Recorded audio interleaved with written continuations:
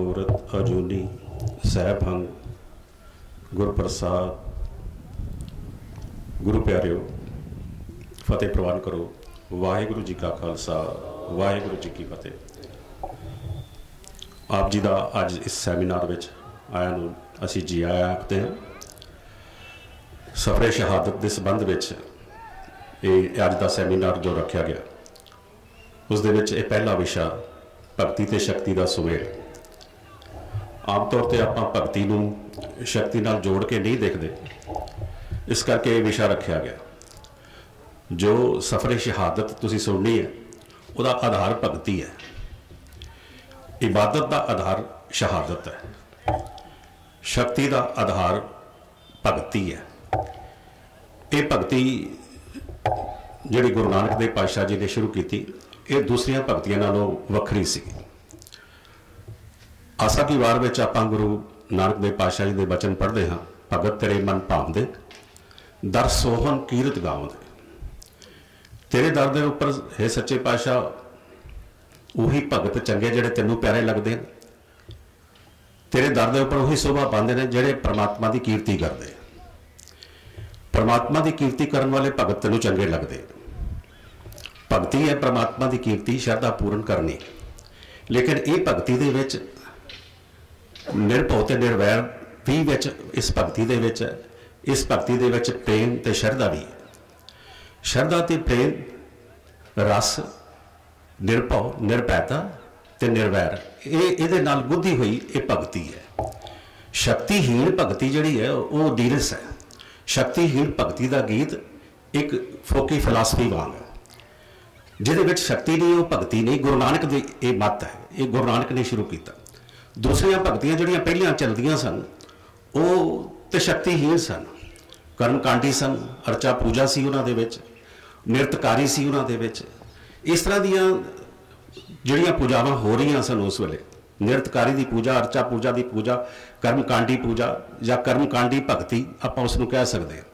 ये भगती ने उन्हां लोकां नूं या तां भगौड़ा बनाया संसार तो ते या उन्हां नूं गुलाम बनाया। जिहड़ी भगती वो कर रहे सन उन्हां नूं या तां गुलाम बनाता उन्होंने ते या उन्हां नूं भगौड़ा बनाता संसार तो गुरु साहब ने इस भगती दे विच ये शक्ति भरी। हुण आपां गुरु नानक देव जी की जो गल करते हैं, गुरु नानक देव जी की एक चरम सीमा शक्ति ते भगती की इकट्ठी की हुई। 5 खंड आपां पढ़ते हैं गुरु नानक देव पातशाह जी के। 5 खंड जपजी साहब के 5 खंड ने तो उन्हें 4 पौड़ियां ने। पहला धर्म खंड है, फिर ज्ञान खंड है, फिर सरम खंड है, फिर कर्म खंड है, तो फिर सचखंड है। सचखंड साडी भगती की एक मंजिल है।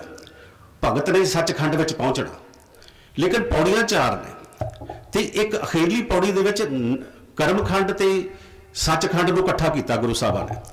तो वो ये गल दसी कि जी भगत ने सचखंड पहुंचना, जी मंजिल है, मंजिल के उपर पहुंचने वास्ते उसनूं जोधा ते बलसूर होना पाया, उन्होंने सूरमा होना पाया।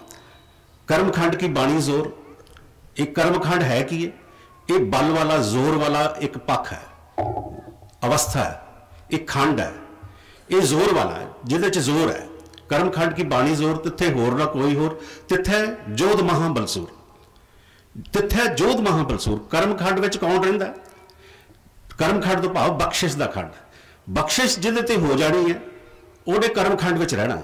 भाव के बख्शिश वाले खंड दे विच जोधे ते सूरमे रहिंदे है ते इत्थे ही भगत रहिंदे है। गुरु साहब इस खंड दे विच कहंदे ने भी इत्थे भगतां दा ये सब तो वड्डा जिहड़ा खंड है, सब तो उच्चा खंड, जिहड़ी उच्ची अवस्था सब तो उत्थे जोधे ते सूरमे रहिंदे। ये भगती दा एक चरम सीमा गुरु साहब ने सानूं दिखाती कि बख्शिश जिहदे ते होनी है वो सूरमा होएगा तो वही सचखंड में पहुंचेगा। भाव के भगती ते शक्ति का सुमेल जपजी साहब आपां नूं इस खंड में नजर आउंदा सामने गुरु साहब ने किया होया। और ये शक्ति किस तरह की है कि जिवें भगती करते हैं असीं परमात्मा नाल जुड़ते हैं तो वो परमात्मा के जिहड़े विचार साडे अंदर आउंदे ने, इतने एक तो शक्ति आउंदी विचारां की प्रबलता। क्योंकि जदों भी किसी दे नाल आपां गल करनी है उहदे नाल अंदर जुरत होनी चाहिए, विचारां च कन्विक्शन होनी चाहिए। विचार जिन्हां दे प्रबल नहीं है, आप दूसरे को मना नहीं सकते, उन्होंने समझा नहीं सकते, उन्होंने कील नहीं सकते। वो बंदा दी एक्सैप्टेंस नहीं बनती जिन्ना चिर साडे विचारां दे विच कन्विक्शन नहीं है। तो गुरु साहब ने जिहड़ी एक गल कही कि जैसी में आवे खसम की बाणी तैसड़ा करी ज्ञान वे ला लो, वो विचारां दे विच प्रबलता है, क्योंकि ये विचार आ रहे हैं परमात्मा तो। परमात्मा जिहड़ा समर्थ है, शक्तिवान है, उहदी समर्था जिहड़ी विचारां दे विच है। तो विचारां विच प्रबलता, पहली शक्ति जिहड़ी है विचारां दी प्रबलता है। फिर नाल उहदी आत्मक शक्ति बनती, जो विचार प्रबल हुंदे ने तो तुहाडे अंदर आत्मक शक्ति आउंदी। ते तीसरी जिहड़ी है वो सरीरक शक्ति है कि शरीर भावें वो गल जाए, भावें सड़ जाए, भावें मर जाए, भावें कट्टिया जाए, उहदे विच भावें देखण नूं कमजोर जिहा ही होवे बंदा, लेकिन उहदे विच विचारां दी प्रबलता इन्नी है कि उहदे शरीर दी प्रबलता भी समर्था बना दिंदी है।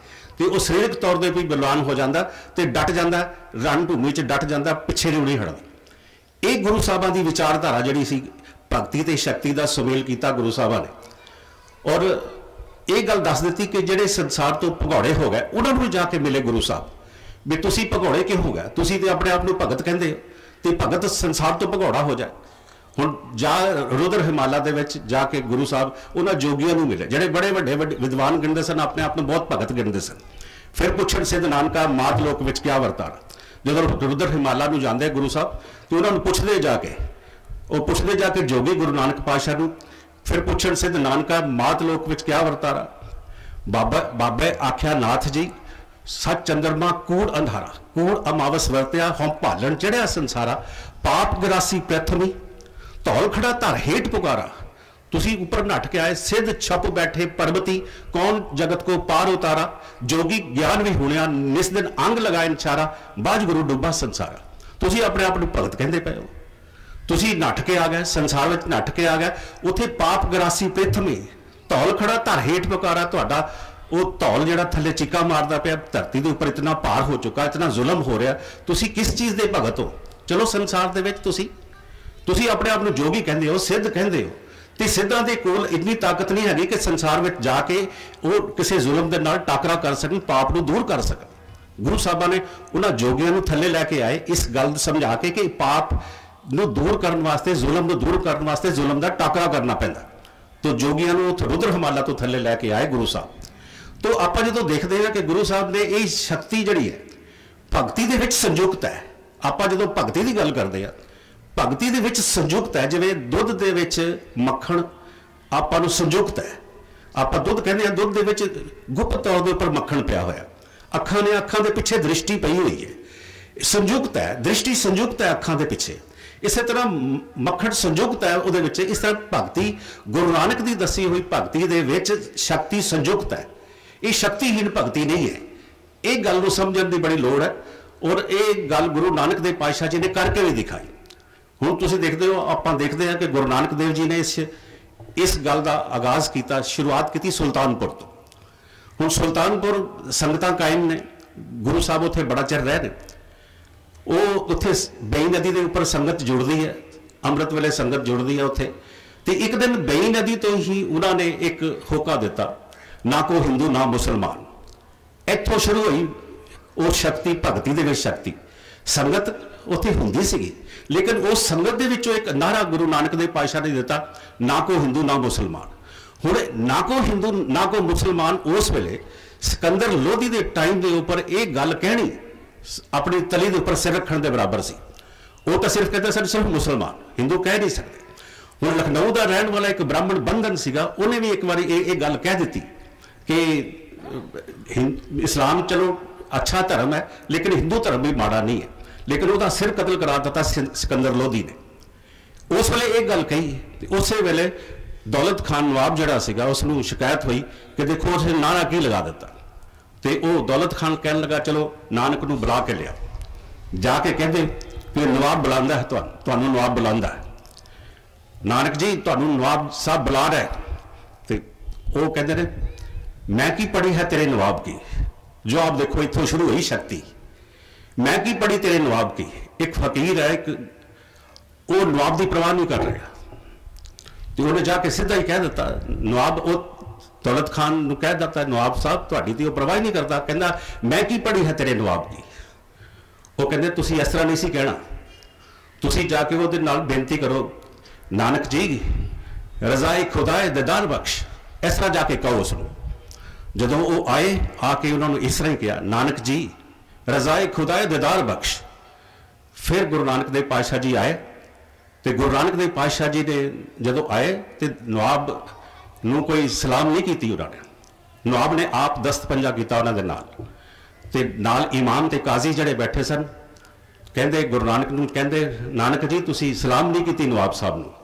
कहते हिरसी बंदा सलाम करता हुंदा, बिना लोभ लालच तो बंदा सलाम नहीं करता इन्हां दे अगे, नवाबां दे अगे।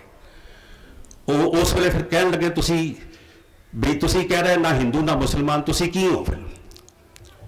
हिंदू हस्ती के मुसलमान? कहन लगे मैं दोवां विचों कोई नहीं, मैं खुदा दा बंदा, मैं वाहिगुरू दा बंदा।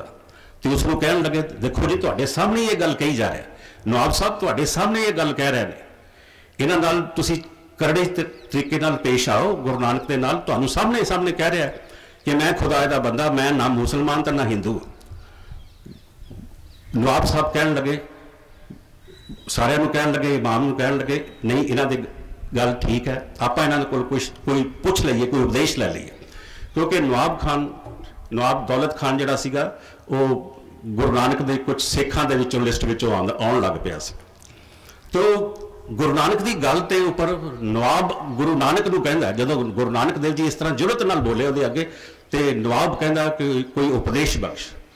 तो गुरु साहब उसनूं कहण लगे मुसलमान कहावन मुश्किल, जे कोई मुसलमान कहावे अव्वल औल दीन कर मिठा, मस्कल माना माल मसावे। कहण लगे तू मुसलमान बनना चाहुंदा, मुसलमान बनना इन्ना आसान नहीं है। गल्लां दे नाल तौहीद कहण दे नाल मुसलमान नहीं बन जाता। मुसलमान वो है जिहड़ा जिस तरह जंगाल किसी चीज़ नूं लग्या होवे ते उहनूं रेग मार मार के साफ करीदा, इस तरह का कोई मुसलमान तां होवे जे अपनी अंदर दी मैल नूं इस तरह धोवे परमात्मा के नाम दे नाल। अव्वल औल दीन कर मिठा, दीन तां मिठा लगदा, वो अल्लाह तां मिठा लगदा जदों तुसीं अपने अंदरों मैल उतार दोगे, तां तुसीं मुसलमान कहाओगे। इस तरह गल्लां दे नाल मुसलमान नहीं हुंदा। ये गल पहली स्टार्ट विच इत्थों सुल्तानपुर तो हुंदी जदों पहली उदासी शुरू की गुरु नानक देव पातशाह जी। हुण नवाब के सामने कौन बोल सकता सी? गुरु नानक ने शुरू की। आपां नूं इस गल का कई बार नहीं पता हुंदा, आपां गुरु नानक नूं इस तरह दिखाते हैं कई बार कि उस उहदे पग दे उपर भी एक माला पाई हुंदी, उहदे हत्थ विच भी माला पकड़ी हुंदी ते अखां मीटियां हुई।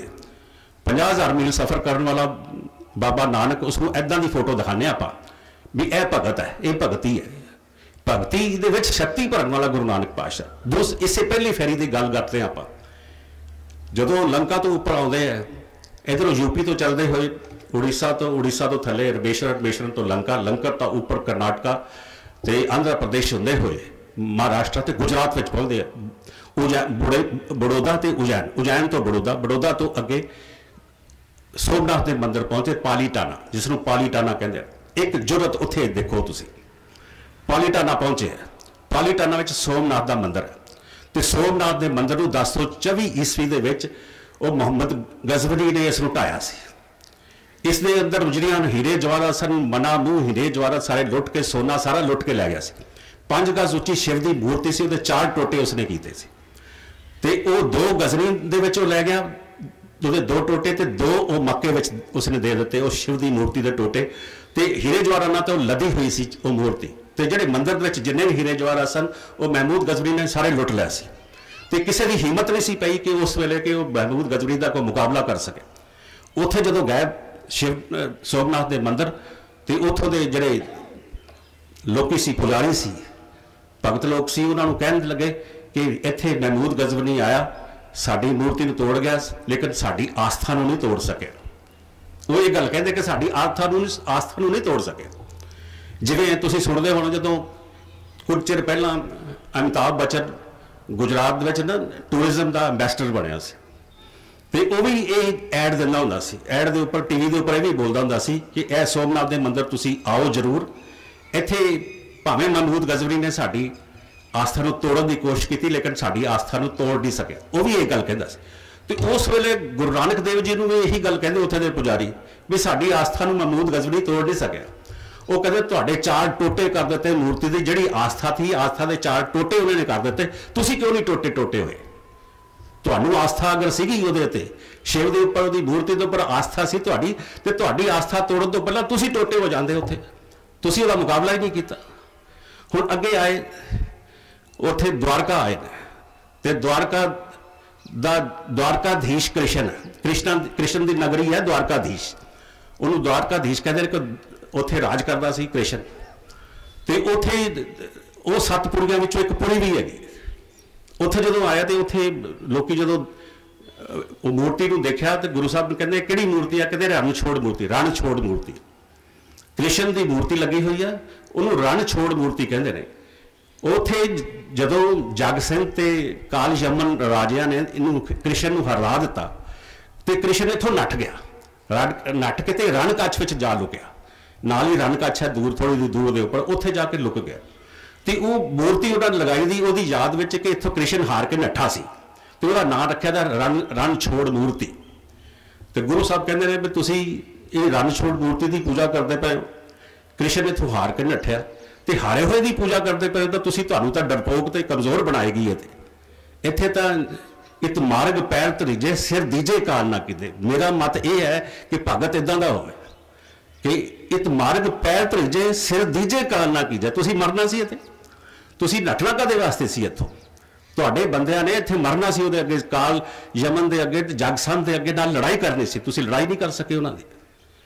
ये गल उत्थे उस वेले उन्हां नूं समझाई, और उस वेले जिन्हां ने गुरु नूं सुनिया, गुरु की सिक्खी प्राप्त की, उन्हां विचों बाद में 1699 विचों भाई मोहकम चंद जी उत्थों आए, जिहड़े मोहकम सिंह बने 1699 च विसाखी के दिन, जिन्हां ने अमृत छकिया। ये उत्थों की सिक्खी जिहड़ी गुरु ने उत्थे कायम की सी द्वारका दे विच, ये द्वारका तो आए सन भाई मोहकम चंद जी, जिहड़े मोहकम सिंह जी बने उत्थे। आपां अगे चलिए देखते हैं तीजी लड़ाई दे विच, तीजी उदासी के टाइम के उपर गुरु साहब सैदपुर आए ने। मक्के तो जदों आए ने, मक्के तो मदीने गए ने, मदीने तो इराक गए ने, इराक तो ईरान आए, ईरान तो अफगानिस्तान आए ने, अफगानिस्तान तो थले फिर उतर के फिर हसन अब्दाल आए ने, हसन अब्दाल तो अगे फिर सैदपुर चले गए, जिन्होंने एमनाबाद जिहड़े पहली फेरी दे विच भाई लालो के घर गया सी, ते फिर तीजी फेरी के टाइम ते फिर भाई लालो के घर गए, उन्होंने सैदपुर भी कहते सन, एमनाबाद भी कहते सन। उत्थे संगत पहला कायम कर गए सन, दूसरी बारी फिर संगत उत्थे कायम की। वो सैदपुर दे विच गुरु नानक देव पातशाह जी ने 4 शब्द बाबर बाणी दे रचे ने। पहला शब्द तिलंग राग विच, बाकी 3 आसा राग दे विच। और सारे भगती ते शक्ति के नमूने ने, सारे सारे आप पढ़ते भी उन्होंने। पहला शब्द उन्होंने जैसी में आवे खसम की बाणी तैसरा करी ज्ञान वे लाले लालो, पाप की जंज लै काबलो ताया जोरी मंगे दान वे लालो, शर्म धर्म दो छप खलोए कूड़ फिरे प्रधान वे लालो। ये शब्द उचारिया उत्थे, पहला शब्द ये उचारिया। जदों संगतां कायम हो गई तो उन्होंने देखा पठान जिहड़े ने वो बड़े ऐशो इशरत विच ने, ऐशो इशरत विच पठान नूं कहा भी तुहाडे उपर बाबर चढ़ के आ रहा। जदों ये गुरु साहब आ रहे सन उत्थे अफगानिस्तान तो, उन्होंने पता चल गया सी कि ये ईरान तो आ रहा, बाबर आ रहा। उस वेले उन्होंने ये पता चल सी, आके उन्होंने ये सुनिया दिता कि बाबर आ रहा जे, तो तुसी अपना आप तैयारी करो, उन्होंने नाल लड़न की तैयारी करो। एक भगत उन्होंने लड़ाई करने वास्ते तैयार करने वास्ते उन्होंने कह रहा कि मैनू ये बाणी आ रही है कि मैं दस रहा तुहानू कि वो आ रहा बाबर जिहड़ा तुहाडे उपर हमला करने वास्ते, जैसी में आवे खसम की बाणी तैसरा करी ज्ञान वेला। ये गल गुरु साहबां ने उन्होंने समझा दी, पहली गल। दूसरा शब्द उन्होंने वो लिखा खुरासान खसमाना किया हिंदुस्तान डराया, आपे दोष ना देई करता जम कल मुगल चढ़ाया। उहदे विच भी यही गल उन्होंने कही कि वो बाबर आएगा तो इस तरीके नाल तुहाडी उन्हां दे नाल खुरासान तो आना। खुरासान एक इलाका अफगानिस्तान ते ईरान दे नाल लगदा होया छोटा जिहा इलाका खुरासान, वो खुरासान तो अंदर अफगानिस्तान विच आया सी, ते खुरासान वो किसी नूं दे के उत्थे बिठा के ते आप इधर नूं आ गया। हुण उहदे ते उहनूं हमला करने वास्ते आ रहा। गुरु साहब उन्होंने कह रहे भी खुरासान खसमाना किया हिंदुस्तान डराया, आपे दोष ना देई करता जम कल मुगल चढ़ाया। वो भी पठाना नूं कहता भी वो आ गया जे हुण तुसीं तैयार हो जाओ। लेकिन जो ऐशो इशरत वो कर रहे सन गुरु साहब, उन्होंने दी भी गल्लां कीतियां भी तुसीं ऐशो इशरत विच हो तो तुसीं मर जाना, तुसीं खत्म हो जाना, तुसीं कट्टे जाना, मरे जाना। गुरु साहब की गल वो नहीं मनते सन। गुरु साहब ने उन्होंने तस्वीर भी खींची, जेडे बंदे इस शक्ति को नहीं मनते तो आपे अपने आप में इस तरह बैठे रहते हैं भी सानू कोई कुछ नहीं कह सकता, तो ऐशो इशरत च लीन ने उन्होंने तस्वीर भी गुरु साहब की। जिन सिर सोहन पट्टियां मांगी पाए संदूर, से सिर काती मुनियन गल विच आवे धूड़, महला अंदर होंदियां हुण बहन न मिलन हदूर, जदों सियां विआहियां लाड़े सोहन पास ही डोली चढ़ाइयां दंद खंड कीते रास, एक लख लैन बैठियां लख लैन खड़ियां गरी छुआरे खांदियां मानन से जड़ी। तीन गल सिलका पाइया टुटन मूसरियां बाबर के सिपाहियों ने आके उन्होंने मोतियां वाला मोतियां वाले हार जो खिंचे सन वो इन्हों की फाइयां बन गए सन। तो गुरु साहब कहते धन जोबन दो वैरी होए जिन्हें रंगे रखे रंग लाए। थोड़े धन तो जोबन का तुहानू मान सी ऐशो रिशत सी ये बाबर ने कर दिता। ये सब कुछ किया बाबर ने आके तो इन्होंने कोलों कुछ नहीं होया। उस वेले भी गुरु साहब कहते तुसीं कीता की। चौथे शब्द में गुरु साहब उन्होंने मिसाल देंगे कीता की इन्होंने ऐशो इशरत में पै हुए सन। इन्होंने की किया जो देखा बाबर आ गया तो इन्होंने सारे पीरां फकीरां नूं बुलाया उन्होंने भगती की गल करते गुरु साहब उन्होंने पीरां फकीरां नूं बुलाया कि तुसीं इस तरह करो इस तरह जादू टूणे करो कि बाबर की सेना जिहड़ी है नहीं हो जाए। गुरु साहब उन्होंने कोटी हूँ पीर वर्ज रहाए जा मीर सुनिया ताया चौथे शब्द दे विच गुरु साहब कहते इन्होंने कीता की इन्होंने वो भगतां सारियां नूं बुला लिया जिहड़े इस तरह की भगती करते सन जादू टूणिया वाले। कोटी हूँ पीर वर्ज रहाए जा मीर सुनिया ताया कि कहते थान मुकाम जले बिच मंदिर मुछ मुछ कुअर उलाया कोई मुगल ना होवा आंदा किनी ना परचा लाया। कोई मुगल अन्ना नहीं होया। इन्होंने जादू टूणे कीते अपने आप बच लेकिन कोई अन्ना नहीं होया मुगल कोई अन्ना नहीं होया। गुरु साहब कहते रहे जे इहो जिहा काम तुसीं कीता तुहाडी इह हालत उन्होंने कर दी। एक हिंदवाणी अवर तुरकाणी पटियाणी ठकुराणी एक ना पैरन सिरपुर फाटे एक ना वास मसाने होया कि ये सारे जे सारे तुसीं जिहड़े सन ये सारे इन्हां दा एक ना पैरन सिरपुर फाटे उन्हां दी ये हालत कर दी। बाबर दे सिपाहियां ने तुसीं मुकाबला नहीं कर सके उन्हां दा। एक ना पैरन सिर खुर पाटे कि उन्होंने पहरावे पहरन बने पहरावे सिर तो लैके पैरों तक उन्होंने लीरो लीर कर देते। एक ना पैरन सिर खुर फाटे एक ना वास मसानी जिनके बंके घरी ना आया तिन क्यों रहन विहानी। इन्हों की हालत उन्होंने की कर दी तुसीं कीता की। गुरु साहब ने उन्होंने सारिਆਂ ਨੂੰ फिर जदों बाबर ने इतना जुल्म किया सारिਆਂ ਨੂੰ मिले उन्होंने कोल गए उन्होंने हौसला दिता भी तुसीं हौसला करो इस बाबर का मुकाबला करने वास्ते हौसला करो ताकत लो अपने अंदर इसका मुकाबला किया जा सके। किसी ने शिकायत कर दी गुरु नानक देव पातशाह जी मरदाने भाई मरदाना जी के नाल अंदर जेल में ढक दिता। ये भगत है जिहड़ा जेल च चला पहली सब तो पहली जेल जिहड़ी है गुरु नानक नूं हुंदी पई है। हुण गुरु नानक कोलों की डर है बाबर नूं गुरु नानक कोलों की डर है। गुरु नानक कोलों क्यों डरदा बाबर बाबर नूं जेल में क्यों भेज रहा बाबर उसनूं जेल च क्यों भेज रहा इस भगत नूं क्यों जेल च भेज रहा जिहड़ा रबाब दे नाल कीर्तन कर रहा उस कीर्तनी उस रबाबी वो जेल में भेज रहा। इस कीर्तन के कोलों रबाब की आवाज़ कोलों उसनूं डर लगता सी। यही रबाब की आवाज़ ने जाके फिर अगे अखीर ते जाके ये नगारा बनया। रबाब की आवाज़ तो ये थर थर कंबदे सी फिर नगारे तो इन्होंने कंबना ही सीगा। ये रबाब की आवाज़ सुन के उसने अंदर कर दिता। फिर जदों अंदर किया अंदर भी जाके जो कैदियों के नाल गुरु साहब ने इस गल की भी तुसीं इतने कमज़ोर हो गए तुसीं मुकाबला करने वास्ते तैयार नहीं होए। तो किसी ने फिर शिकायत की बाबर नूं कि अंदर जेल दे विच भी ये गल्लां कर रहा कहते बुला के लियाओ। जो बुला के लियाए सामने सामने गल हुई। हुण बाबर दे नाल एक भगत की गल हो रही गुरु नानक की गल हो रही है फकीर की गल हो रही है गुरु की गल हो रही बाबर दे नाल। हुण भगती करने वाला कोई भगौड़ा नहीं सीगा। उन्होंने बाबर कहता नानक मेहरबान हो। गुरु साहब कहते हैं मेहर तां होएगी तेरे उपर जो तू जुल्म छड़ेगा। तू जाबर है वो मूँह ते गया तू जाबर है जुल्म छड़ तां तेरे ते मेहर हो सकती है। तू इन्हों रिहा कर जिहड़े लोगों को तुसीं इदां ही अंदर वाड़ दिता उन्होंने मार कुट के उन्होंने जुल्म करके अंदर करता कहते इन्हों बाहर कढ़ तां तेरे ते उस खुदा की मेहर होएगी। तो कहन लगा तुसीं कोई मैनू कोई दे सकते हो उपदेश दे सकते हो। कहता गुरु नानक देव जी उसनूं कहन लगे कि तू इन्हां दे उपर जुल्म छड़ ते इंसाफ कर इंसाफ के उपर चल तां तेरा राज चल सकता इंसाफ करेगा तां राज चलेगा। तो कहन लगा इस तरीके नाल ते मुहम्मद साहब ठीक ने कि वह सानू छुड़ा लैणगे असीं कोई जुल्म भी कर लीए कुछ इस तरह का कर लीए लेकिन वह सानू छुड़ाने क्योंकि असीं एक खुदा का काम कर रहे हैं कि इन्हों इस्लाम के दाखिल करने वास्ते सब कुछ किया है। तो कह लगा जेडे मुहम्मद साहब की तू गल करदा हुण जुड़त देखो उन्होंने गुरु नानक की जेडे मुहम्मद साहब की तू गल करदा उस दे दर के उपर दरबान होकर बैठे हुए दरबान लगे हुए हैं तू उस मुहम्मद की गल करदा परमात्मा बहुत वड्डा है। तो गुरु साहब ने इतनी जुड़त उन्होंने कही फिर कह लगा कि नानक मैं तेरी की सेवा कर तू मेरे को कुछ मांग। तो कह लगे भी कहे नानक सुन बाबर मीर तुझ ते जो मांगे सो अहमद फकीर वो बेवकूफ होएगा जो तेरे को मंगेगा। असी सीधे परमात्मा के नाल जुड़े हुए। ये सी जुरत जी गुरु नानक देव पातशाह ने दिखाई, और उस वो शक्ति सी भरी हुई उस भगती दे विच जिहड़ी जाके अगे गुरु साहबां दे ये भगती ते शक्ति इकट्ठी होकर चलती रही। गुरु अंगद देव पातशाह जी ने मल अखाड़े कायम किए सन। हमायूं आया सी उन्हां दे कोल मल अखाड़े। हुण ये रैसलिंग हो रही है उत्थे गुरु खडूर साहब रैसलिंग हो रही है। हुण कोई सोच सकदा बंदा कि भगती जिहड़ा करन वाला वो रैसलिंग भी करेगा, लेकिन उत्थे रैसलिंग भी हो रही सी। गुरु साहब ने मल अखाड़े कायम किए खडूर साहब। हमायूं आया, हमायूं दा जदों उन्हें देखा कि मेरा सत्कार नहीं होया, वो उजैन विच कनौज की जंग दे विच शेर शाह सूरी कोलों भांज खा के आया सी।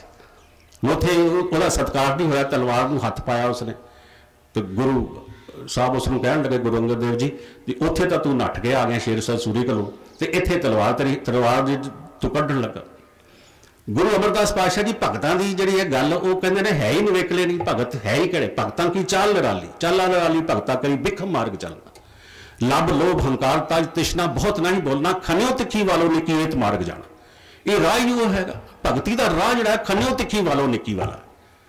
एक गल करते हुण आपां गुरु अर्जन देव जी नूं अगर देखते हैं, गुरु अर्जन देव जी आए जो गद्दी ते बैठे, हुण एक पासे जहांगीर है, एक पासे मुर्तज़ा खान शेख फरीद बुखारी है, एक पासे शेख ते नक्शबंदी लहर का आगू जिहड़ा है शेख अहमद सरहंदी है।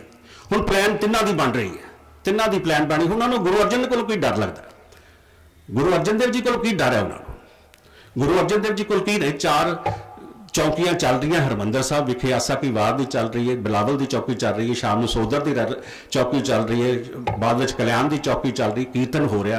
उन्होंने गुरु अर्जन देव को की डर है, लेकिन प्लान तीनों बना रहे हैं। नक्शबंदी लहर का आगू ये प्लान बना रहा भी गुरु साहबां नूं मारना किवें है, गुरु साहब नूं कैद किवें करना है। सिख लहर जिहड़ी गुरु नानक ने चालू की है, इस सिख लहर नूं खत्म किवें करना।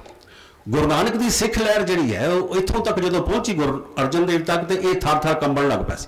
हुण नक्शबंदी लहर वाले ने एक बहुत वड्डी प्लान बनाई। जो गुरु अर्जन देव जी नूं शहीद होना पिया, उहदे वास्ते नक्शबंदी लहर का आगू जिहड़ा शेख अहमद सरहंदी सीगा, उसकी बहुत वड्डी प्लान है। जहांगीर के नाल मिल के उसने बनाई, शेख फरीद बुखारी के नाल जिहड़ा उहदा वजीर सी उहदे नाल मिल के बनाई। हुण इन्हां नूं डर लगदा, गुरु अर्जन को डर लगदा। उहदी तुसीं लिखतां तो देख सकते, तुज़के जहांगीरी विच जहांगीर लिखदा, तुज़के जहांगीरी दे विच मैं चाहुंदा सां कि बड़े चिर तो मैं चाहुंदा सां, मैं देख रहा सां कि इस दुकान नूं बंद कर देना चाहिए। हुण सिख लहर नूं ये दुकान कह रहे, जे दुकान सीगी तो फिर उन्होंने डरन की की लोड़ सी। वो एक सिख लहर एक शक्ति की लहर में देखता सी, भगती की लहर में नहीं सी देख रहे। असी कई बार भुलेखा खाते हैं भगती ते शक्ति नूं, लेकिन वो देख रहा सी क्योंकि वो सिर्फ शक्ति वरतते सन, वो सिर्फ शक्ति वरतन वाले सन। वो इस तरीके नाल देख रहा सी कि भी ये टकराउण वाली जिहड़ी कि एक लहर आ रही साडे नाल। तो कहंदा मैं अपने तुज़के जहांगीरी च कहंदा कि मैं इस दुकान को बंद कर देना चाहता सा। मैं देख रहा सा कि बहुत सारे हिंदू तो बेवकूफ मुसलमान इसकी लहर दे विच जिहड़े सन शामिल हो रहे सन, तो मैं बड़े चिर तो चाहता सा कि इसनूं बंद कर दिता जाए। हुण उहनूं डर लग रहा उहदे कोलों। गुरु अर्जन देव जी कोल फौज कोई नहीं हैगी, गुरु अर्जन देव जी दे कोल फौज कोई नहीं, लेकिन वो डरदा पिया। शेख अहमद सरहंदी अपनी 193 नंबर चिट्ठी मकतूबात की किताब के 193 नंबर चिट्ठी में एक गल लिखता, वो लिखता कि जदों शहादत हुई गुरु अर्जन देव पातशाह जी, तो कहता मैनूं रात को सुपना आया सी कि बादशाह ने कुफर का सिर कुचल दिता। ये जिस तरह भी होया, जिस तरह भी इनू खत्म किया जा, क्योंकि प्लान सी खत्म करने की साजिश सी। वो कहते जिस तरह भी खत्म किया गया बहुत चंगा है, इस्लाम वास्ते बहुत चंगा है, क्योंकि इस्लाम के वाधे में सब तो वड्डी रुकावट गुरु अर्जन सी। ये अपनी 193 नंबर चिट्ठी च लिखता, इस्लाम के वाधे दे विच सब तो वड्डी रुकावट जिहड़ी सी ये गुरु अर्जन सीगा। इस करके इनू खत्म करना बड़ा जरूरी सी। जिस तरह भी खत्म किया गया सब कुछ ठीक होया। ये भी शेख अहमद सरहंदी भी एक गल कहंदा। हुण गुरु अर्जन देव पातशाह जो बैठते हैं गद्दी के उपर, तो उन्होंने जो जान लगे शहादत तो उस तो पहला गुरु हरगोबिंद साहब जी ने एक गल समझाई उन्होंने कि असी जा रहे हैं, असी जाने हैं तो असी जाके अपने उहदे नाल गलबात करांगे जहांगीर दे नाल। जे उहदी आत्मा टुंबी जाती है तो फिर तो ठीक है, लेकिन जे उहदी आत्मा टुंबी नहीं जाती तो गुरु नानक का जिहड़ा राह हैगा ये शक्ति ते अणख का राह हैगा। इहदे शक्ति रहनी चाहिए, इहदे शक्ति ते अणख ते इहदे स्वैमान ये भी रहना चाहिए। तो ये संयम भी रहना चाहिए, ये सीरत भी रहनी चाहिए, ये ठंडक भी रहनी चाहिए, ये रस भी रहना चाहिए। असी जिस राह से टुरे हाँ वो शांतिपूर्ण राह के उपर असी टुर के गए हाँ।